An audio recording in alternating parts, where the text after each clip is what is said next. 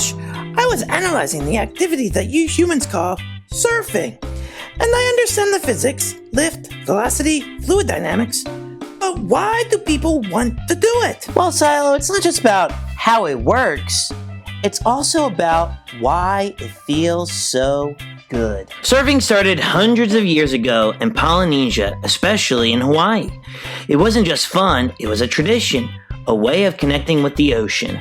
Over time, people started using different board sizes. Long boards are easier to balance on, and short boards let you do tricks.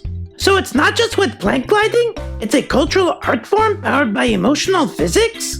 Exactly. Some people just love chasing waves. Did you know the biggest wave ever surfed was in Portugal and was 100 feet tall? That seems unnecessarily splashy. Wouldn't that liquefy your brain cells? And that's why we always respect the ocean and know our limits. Okay, are we gonna surf or just get a PhD in it? I already have 3 PhDs. None of them in wave chasing. You know, you could always get a minor in splashology. I think I'll major in looking awesome in sunglasses.